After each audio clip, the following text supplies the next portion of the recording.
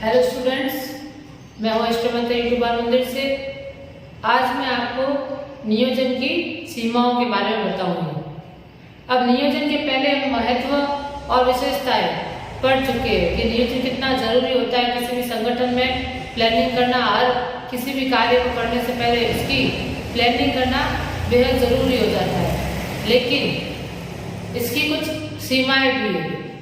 Planning हम हमेशा भविष्य के अनुमानों पर करते हैं। भविष्य में क्या हो सकता है इसके पूर्व अनुमान लगाते हैं और उस बेसिस पर हम प्लानिंग करते हैं। लेकिन जो पर्यावरण है वो इतना परिवर्तनशील है कि वो बदलता रहता है समय से समय।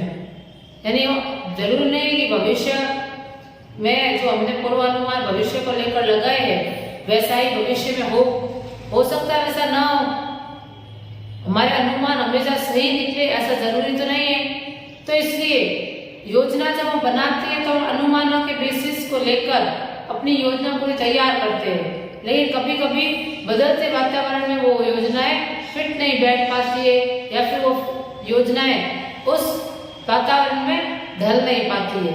तो इसलिए पहले से प्लानिंग करने में हम जो इतना समय बर्बाद करते हैं कभी कभी व्यर्थ हो जाता है। जो प्लानिंग है वो किसी एक दिन का काम नहीं है। जो नियोजन करना है वो किसी एक दिन का काम नहीं है।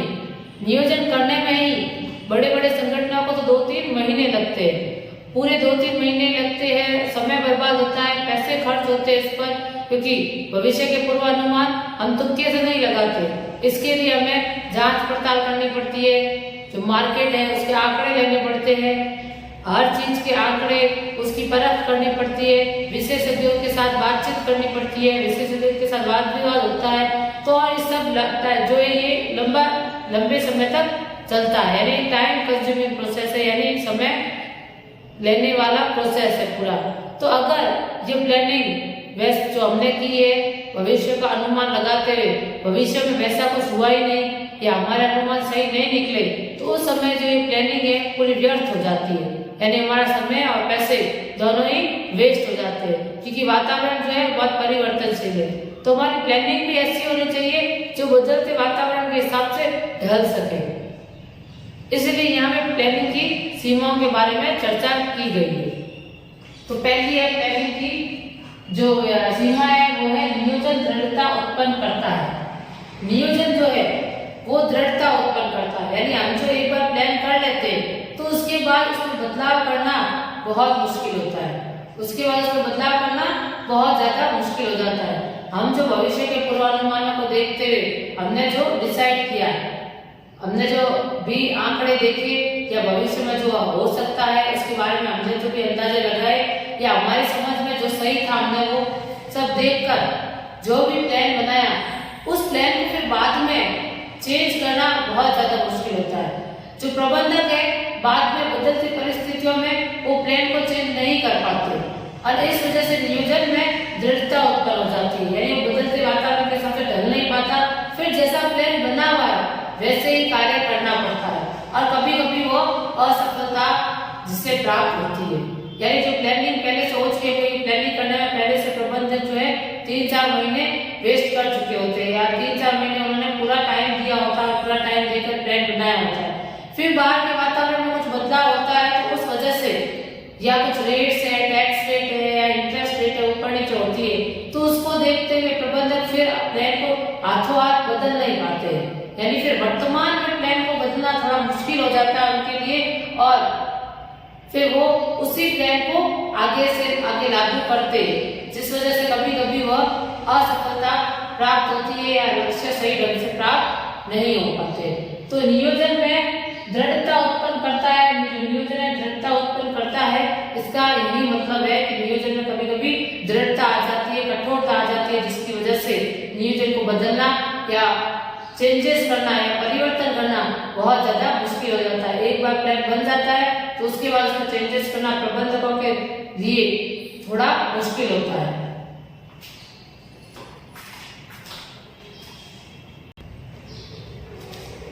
अब दूसरी सीमा है परिवर्तनशील वातावरण में नियोजन प्रभावी नहीं होता। परिवर्तनशील वातावरण मतलब बदलता हुआ वातावरण। आज जो वातावरण चल रहा है वो सबसे ज्यादा परिवर्तनशील वातावरण है। कब क्या हो जाए किसी को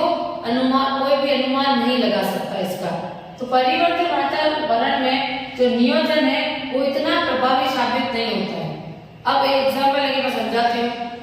कोरोना आने से पहले यानी मार्च 2020 से पहले की बात, जो सारे संस्था है, जो सारे संगठन है, उन्होंने काफी अपने संगठन के लिए प्लानिंग की होगी, अपनी कंपनी के लिए प्लान्स बनाए होंगे। बहुत सारे व्यापारियों ने टारगेट्स रखे होंगे कि हम ये कर देंगे, हम इतना माल बेचेंगे, हम इतनी दुकानें अलग और तरीके की खोल देंगे, हम इतना प्रोडक्शन कर देंगे, बहुत सारे प्लान्स बनाए होंगे। लेकिन अचानक से कोरोना आने की वजह से जो उनके प्लान है वो बिल्कुल व्यर्थ हो गए। मतलब वो नॉर्मल बिजनेस जो डेली रूटीन के बिजनेस है वो भी नहीं कर पाए, तो कुछ नया क्या करते। पूरा लॉकडाउन लगने की वजह से उनका बिजनेस ही बंद हो गया। तो जो 3-4 महीने की मेहनत से उन्होंने जो प्लान बनाए थे वो टाइम पूरा बर्बाद हो गया, समय बर्बाद हो गया। प्लानिंग जो है प्रभावी नहीं रही, नियोजन जो है बिल्कुल भी प्रभावी नहीं रहा। क्योंकि प्रभावी होता है कैसे, जब बिजनेस ही बंद हो गया तो प्लान का क्या करते। तो इस तरह से जो बदलता वातावरण है, और वातावरण में सिर्फ ये सब बीमारी नहीं आती है, और भी जैसे राजनीतिक चेंजेस होते हैं, सरकारें बदलती है, या फिर आर्थिक व्यवस्थाएं बदलती है, तो या फिर कानूनी नियम बदलते हैं। तो इन सारी चीजों को बदलने से और इनका जो अनुमान लगाना बहुत ज्यादा कठिन होता है। भविष्य में क्या होने वाला है यह इसका अनुमान लगा सकते हैं, लेकिन सही अनुमान लगाना बहुत ज्यादा मुश्किल और कठिन होता है। कोई प्रबंधक इतने होशियार होते हैं कि भविष्य में होने वाले अनुमानों का सही आकलन कर सकते हैं। कभी हमारे जो प्रबंधकों के द्वारा लगाए गए अनुमान गलत भी साबित होते हैं। जैसे कोरोना का अनुमान तो किसी ने लगाया ही नहीं होगा, वो तो अचानक से आ गया, इसके बारे में तो किसी ने सोचा ही नहीं होगा, न तो अनुमान लगाया होगा। और कोई भी बिजनेस इस चीज के लिए प्रिपेयर नहीं था, ना उन्होंने अपने प्लान में इस तरह से सोचा था। लेकिन अचानक से ये आने की वजह से उन्हें अपने प्लान्स बदलने पड़े। तो पुराने जो उन्होंने 3-4 महीने की मेहनत करके जो प्लान, जो नियोजन तैयार किया था, अच्छा तैयार किया था, वो बिल्कुल भी प्रभावी नहीं रहा। और इस बदलते वातावरण में सही अनुमान लगाना तो मुश्किल है ही, साथ में ये सबसे ज्यादा कठिन कार्य भी है। तो जो अच्छे प्रबंधक होते हैं वो प्लान भी इस तरह से बनाने की कोशिश करते हैं कि अगर वातावरण में कुछ बदलाव हो तो प्लान में भी कुछ बदलाव किया जा सके। तो कभी हमारी हमारी प्लानिंग जो है निरर्थक भी हो जाती है। ये सीमा इसीलिए है क्योंकि कभी हमने जो 3-4 महीनों की प्लानिंग करके, मेहनत करके जो प्लानिंग की होती है तो वो प्रभावी नहीं रहती, तो हमारा समय और पैसा बर्बाद हो जाता है। इसीलिए यहाँ पे पर्यावरण तो बदलता हुआ है, आज का पर्यावरण तो बहुत ज्यादा बदलता हुआ है। आज चारों तरफ चेंजेस हो रहे हैं, कस्टमर की चॉइसेस इतनी फास्ट चेंज हो रही है, जो फैशन है वो इतना ज्यादा चेंज हो रहा है, रोज नई टेक्नोलॉजी आ रही है। तो सारी चीजों का अनुमान लगाना, भविष्य को लेकर सोचना सबसे मुश्किल कार्य है। कभी बनाए हुए प्लान भी व्यर्थ हो जाते हैं, वापस उतनी कितनी मेहनत दूसरे प्लान बनाने के लिए करनी पड़ती है। तो ये इसकी सीमा ही है कि नियोजन इतना प्रभावी नहीं रहता बदलते पर्यावरण में। बदलते पर्यावरण में नियोजन की इतनी वैल्यू ही नहीं है, क्योंकि हमें हर टाइम ऑन स्पॉट सोचना पड़ता है। जब पर्यावरण बदलता है तो उसी समय निर्णय लेने पड़ते हैं, तो पुरानी प्लानिंग कोई काम नहीं आती।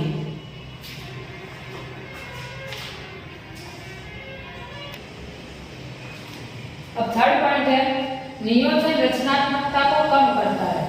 रचनात्मकता का मतलब होता है क्रिएटिविटी। रचनात्मकता का मतलब होता है क्रिएटिविटी या सृजनात्मकता, जिसे कह सकते हैं न्यू आइडियाज लाना, दिमाग में कुछ और सोचना, कुछ अच्छा सोचना, कुछ इनोवेटिव सोचना। तो ये सब होता है रचनात्मकता। तो नियोजन रचनात्मकता को कम करता है। प्लानिंग कैसे क्रिएटिविटी को कम कर सकती है? देखो, जो टॉप लेवल मैनेजर होते हैं वो सारी प्लानिंग का काम करते हैं, सारा नियोजन का ढांचा तैयार करते हैं।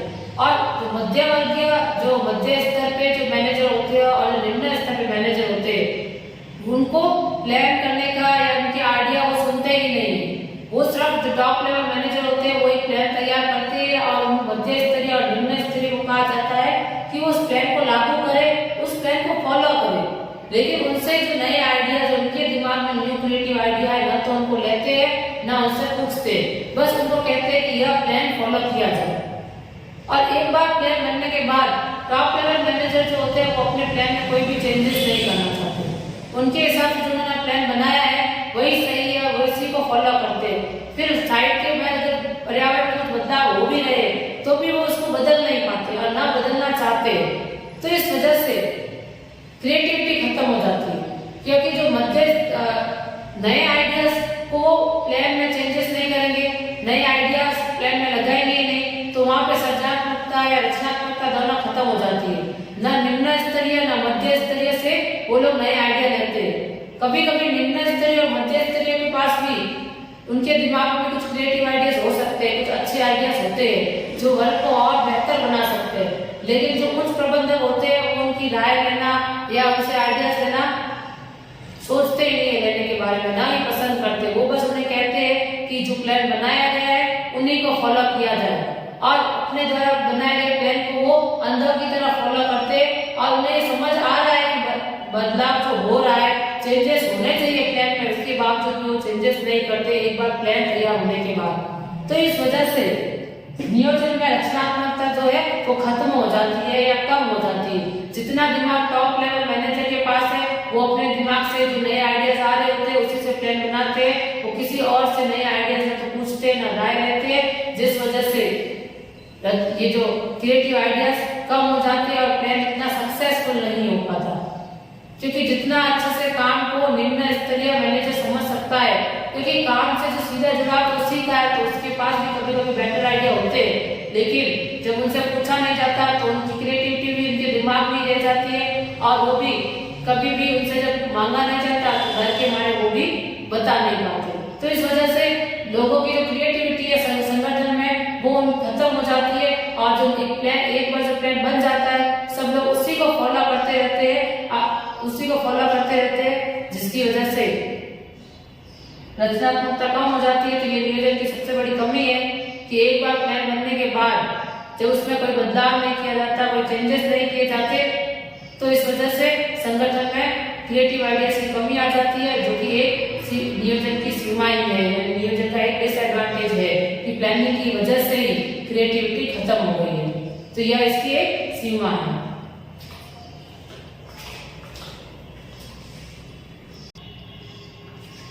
चौथा पॉइंट है नियोजन में भारी लागत आती है। भारी लागत मतलब ज्यादा कॉस्ट, यानी खर्चा ज्यादा आता है। क्यों खर्चा ज्यादा आता है नियोजन में? क्यों नियोजन में सिर्फ एक पेन और पेपर का ही तो काम है, फिर खर्चा कहाँ ज्यादा आता है?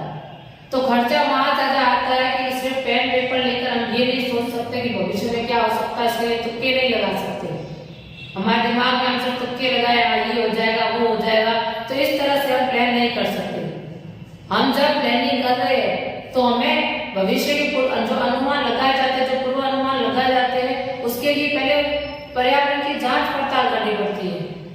हमें बाजार में आंकड़े देखने पड़ते हैं, फैक्ट्स और फिगर्स देखने पड़ते हैं कि मार्केट में क्या चल रहा है और कस्टमर क्या चाह रहे हैं, कस्टमर किस चीज की डिमांड कर रहे हैं, और जो कस्टमर किस चीज की डिमांड कर रहे हैं, भविष्य में क्या होने की संभावनाएं ज्यादा है। तो ये सब करने के लिए हमें एक्सपर्ट अपॉइंट करने पड़ते हैं। किसी भी कंपनी में बाजार का आंकलन करना हो या फैक्ट्स और फिगर्स निकालने हो या किसी चीज के आंकड़े निकालने हो, वातावरण को परखना हो, तो ये सारा काम जो है एक ऑनर नहीं कर सकता, क्योंकि उसके पास सारा तो नॉलेज नहीं होता है, वो इतना भी इंटेलिजेंट नहीं होता है कि वो मार्केट का सर्वे भी कर ले, जांच पड़ताल भी कर ले और भविष्य के अनुमान भी लगा ले, बिजनेस भी संभाले। सारा टैलेंट एक आदमी के पास नहीं होता, तो इसके लिए विशेषज्ञ को अपॉइंट करते हैं, तो विशेषज्ञ को सैलरी भी देनी पड़ती है जो कि ज्यादा होती है। एक विशेषज्ञ की सैलरी थोड़ी ज्यादा होती है और उनको उनकी जो हाई पेमेंट करने की वजह से खर्चा थोड़ा बढ़ जाता है।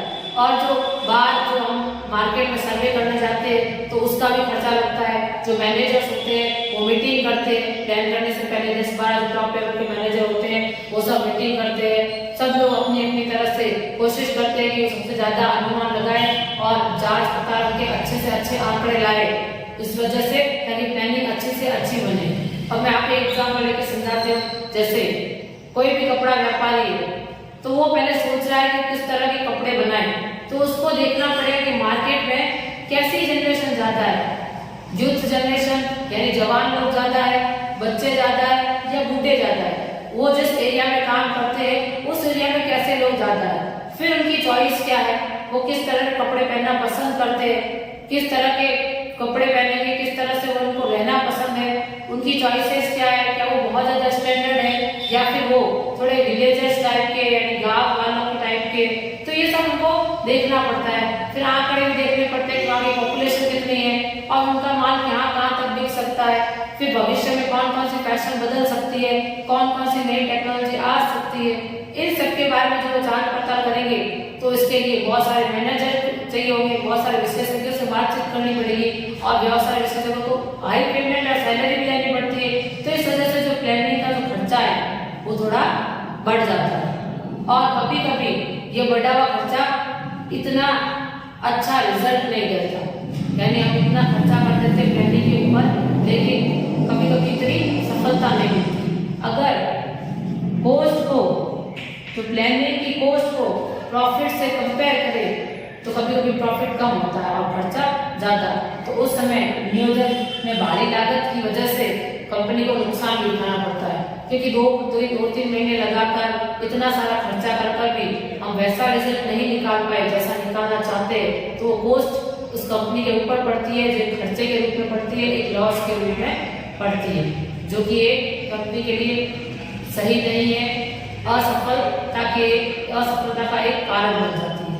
जो प्लानिंग हम वैसी करें जैसी करनी चाहिए, जैसे हमने जो भी प्लानिंग की है उसका रिजल्ट वैसा नहीं निकला, यानी हमने जो अनुमान लगाया वो गलत है, हमारे सारे अनुमान जो है गलत साबित हुए, हमने जो जो सोचा वैसा नहीं हुआ, तो उस समय जितना भी हमने पैसा बर्बाद किया है, सारा पैसा जितना भी हमने पैसा खर्च किया है वो सारा पैसा बर्बाद हो जाएगा, वो पैसा किसी काम नहीं आएगा। और उसके बाद हमें नई प्लानिंग करनी पड़ेगी या बदलाव करने पड़ेंगे ताकि हम बदलते वातावरण के हिसाब से ढल सके, तो पुरानी प्लानिंग पे किए गए सारे खर्चे वेस्ट हो जाएंगे। तो कभी कभी ये नियोजन में भारी लागत की वजह से कंपनी को नुकसान भी उठाना पड़ता है।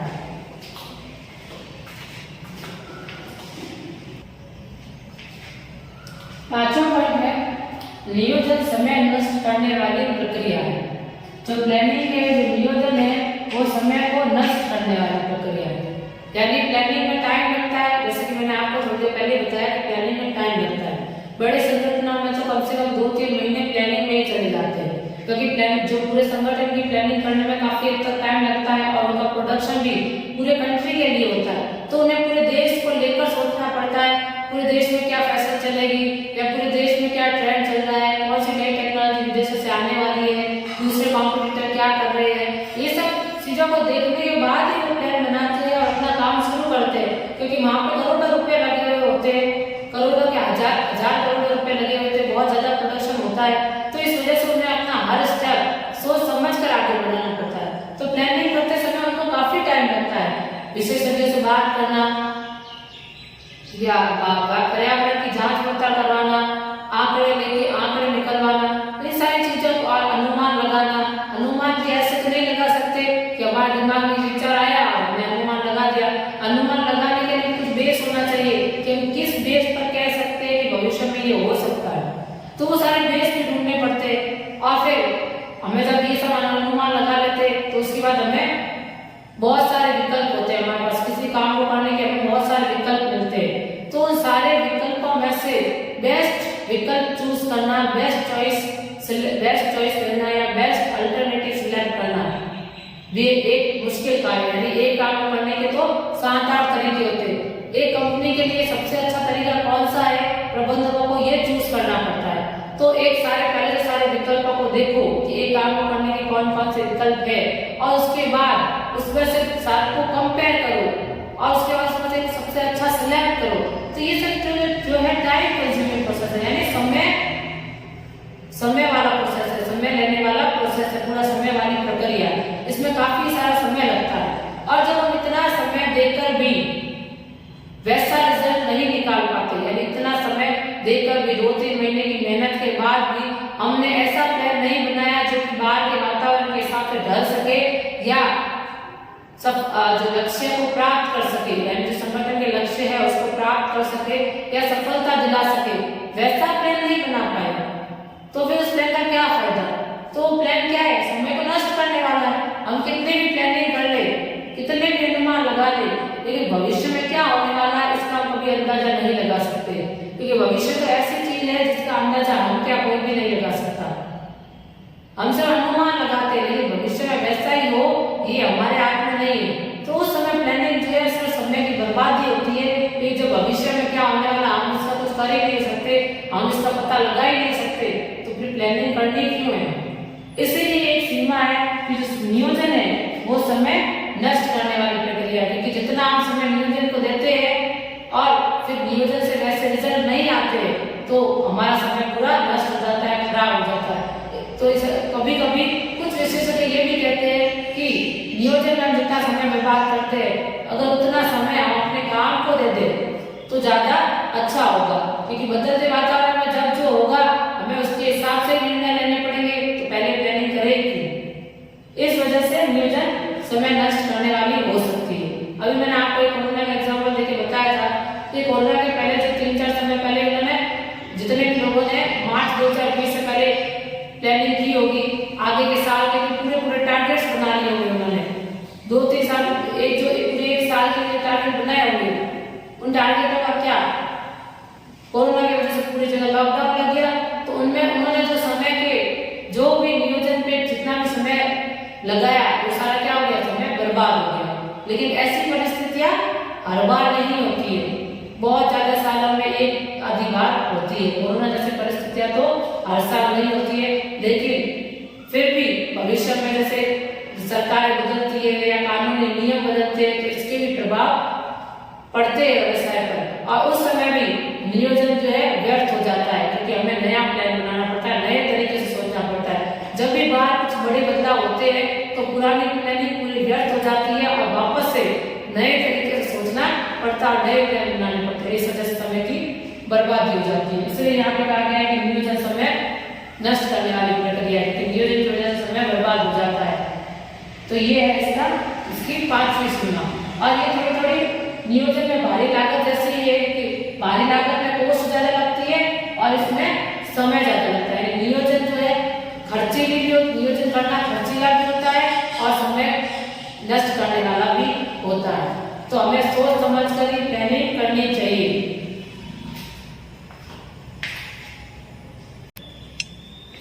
तो अब 6वां पॉइंट है, नियोजन सफलता का आश्वासन नहीं है। आश्वासन यानी गारंटी। नियोजन कोई जो सफलता की गारंटी नहीं है। कभी कभी हम लोग ये सोचने लग जाते हैं या प्रबंधन ये सोचते हैं कि उन्होंने प्लानिंग कर ली तो वो 100% सक्सेसफुल ही होंगे, यानी उनका प्लान 100% सक्सेसफुल होगा और सफलता को प्राप्त कर लेंगे। तो ऐसा नहीं होता। सफलता को प्राप्त करना इतना भी आसान नहीं है, क्योंकि हमने प्लान बनाया है फ्यूचर को लेकर, फ्यूचर पर पूर्वानुमान किए और वो अनुमान कितने सही होंगे ये तो कोई भी नहीं कह सकता। तो हम कैसे कह सकते हैं कि जो प्लानिंग है वो 100% गारंटी देती है। तो इसीलिए जो नियोजन है वो कभी भी 100% गारंटी नहीं देता है। हाँ, वो सफलता के चांसेस बढ़ा देता है, यानी सफल होने के चांस बढ़ाता है, लेकिन वो गारंटी कभी नहीं देता कि हम इस प्लान से सफल ही होंगे। नियोजन की वजह से हम कभी भी किसी भी संगठन में कोई भी प्रबंधक ये नहीं कह सकता कि 100% गारंटी है सफल होने की। गारंटी तो उस चीज की होती है जो फिक्स हो, और हमने तो अनुमान लगाए और अनुमान तो फिक्स होते ही नहीं है। अनुमान तो बाहर का वातावरण इतना बदलाव परिवर्तनशील है कि कब क्या हो जाए किसी को नहीं पता चलता। टेक्नोलॉजी में बदलाव हो जाते हैं, फैशन में चेंज हो जाता है, कभी कोई बीमारी आ जाती है, कानून के नियम चेंज हो जाते हैं, टैक्स रेट चेंज हो जाती है, या और भी कुछ चीजें चेंज होने की वजह से प्लानिंग जो हमने जो अनुमान लगाए वो गलत हो गए और उस वजह से प्लानिंग हमें सफलता नहीं दे पाएगी। इसलिए प्लानिंग जो है वो गारंटी नहीं देती है, वो हमें सफलता की ओर ले जाती है। प्लानिंग ये है कि सफलता की ओर तो ले जाती है। अगर हम प्लान बिल्कुल ही ना करें तो हम बिल्कुल ही असफल ही होंगे। कोई प्रबंधन अगर प्लानिंग करे ही नहीं, बस आंख बंद करके चले, आप प्लानिंग करे नहीं, सोचे ही नहीं कुछ आगे के बारे में, तो वो तो असफल होगा ही। लेकिन सिर्फ प्लानिंग करने के बाद वो ये सोच ले अब उसे कहीं देखने की जरूरत नहीं है, अब उसे कुछ करने की जरूरत नहीं है, अब वो सफल ही होगा, तब भी वो असफल ही होगा। क्योंकि प्लानिंग किसी चीज की गारंटी नहीं देता, वो सक्सेस रेट बढ़ा देता है, यानी सक्सेसफुल होने के चांस बढ़ाता है, गारंटी नहीं दे सकता। तो इसलिए यहाँ कहा गया है कि नियोजन ये सिर्फ सक्सेस रेट को बढ़ाता है या सफलता की ओर हमें ले जाता है।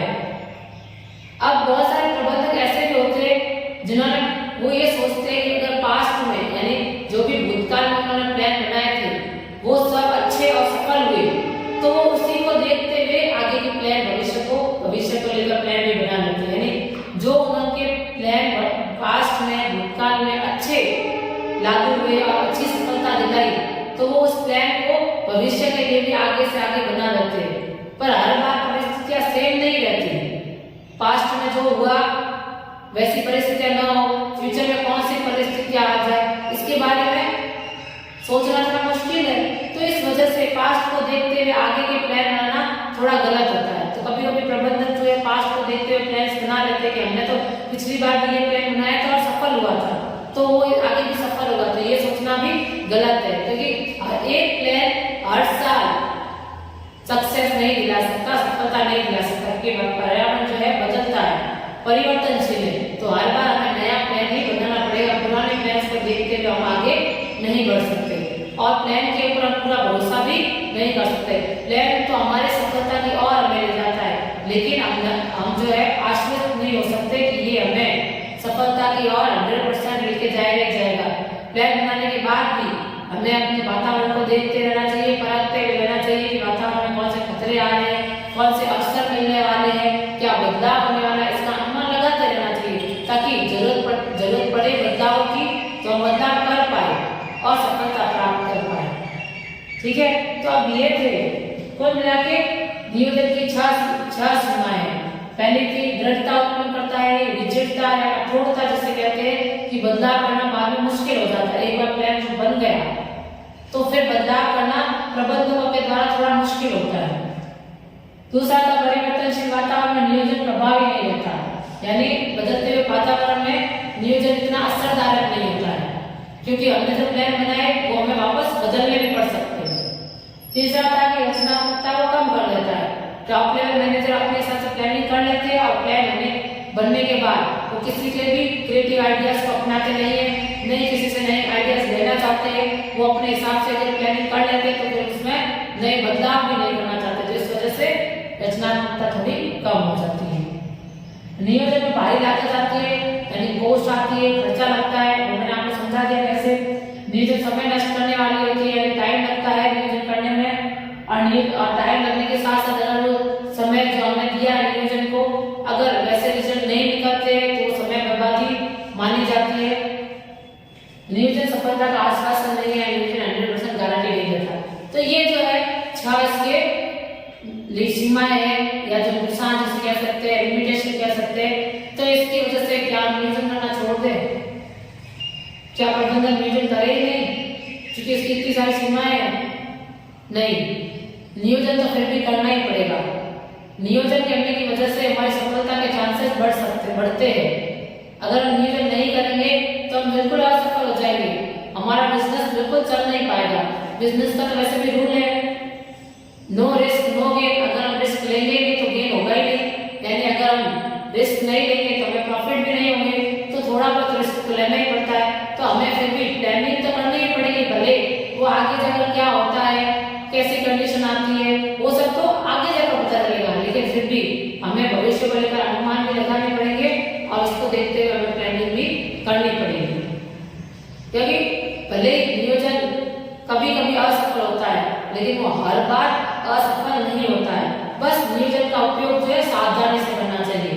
सावधानी से कैसे करेंगे? सावधानी से तो सावधानी से कहने का मतलब है कि प्लानिंग इस तरह से प्लान बनाया जाए कि जब भी बदलाव की जरूरत हो हम उस प्लान में बदलाव कर पाए। हमारे द्वारा जो ढांचा बनाया गया है, जो हमने सोचा है, जो भी हमने प्लान बनाए हैं उन प्लानों में थोड़ा बहुत हम बदलाव कर पाए, ऐसी कंडीशन में ही प्लान बनाना चाहिए। यानी प्लान को हमेशा सावधानी से उपयोग करना चाहिए। अंदाजन प्लान को फॉलो भी नहीं करना चाहिए। प्लान बना लिया तो हम इसका कोई बदलाव नहीं करेंगे या हमें कहीं और देखने की जरूरत नहीं है। प्लान बनाने के साथ साथ हमें अगर बदलाव आसपास की चीजों को भी परखते रहना चाहिए। हो सकता है बदलाव की जरूरत पड़े तो कर देना चाहिए, लेकिन फिर भी हमें प्लानिंग तो करनी ही पड़ेगी, नियोजन तो करना ही पड़ेगा। बिना नियोजन के आगे बढ़ना बहुत ज्यादा मुश्किल है।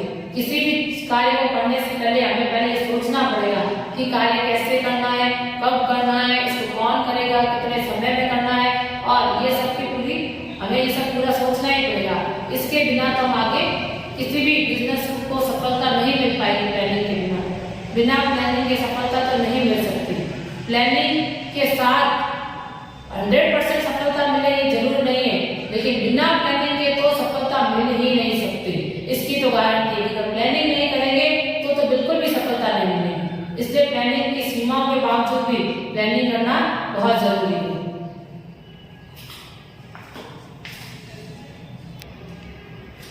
तो बाकी के जो पॉइंट्स है, अब ये पॉइंट्स हो गए। बाकी अगला है नियोजन का प्रोसेस या नियोजन की प्रक्रिया, वो हम अगले वीडियो में कंप्लीट करेंगे। आप इन पॉइंट्स को अपनी बुक में भी एक बार पढ़ना और थोड़ा समझने की कोशिश करना। बहुत ज्यादा इजी है, आप पढ़ोगे तो आपको ऐसे भी समझ में आ जाएंगे। तो इसको आप अच्छे से बुक से भी पढ़ लेना। आई होप आप लोगों ने अभी तक बुक्स खरीद ली होगी, तो उसको ध्यान से सारे नोट्स पे नोट डाउन कर लेना ताकि आपके एग्जाम में काम आ सके। तो अब बाकी का वीडियो, बाकी की जो चीजें है, बाकी का जो आपका चैप्टर है वो हम अगले वीडियो में समझाएंगे।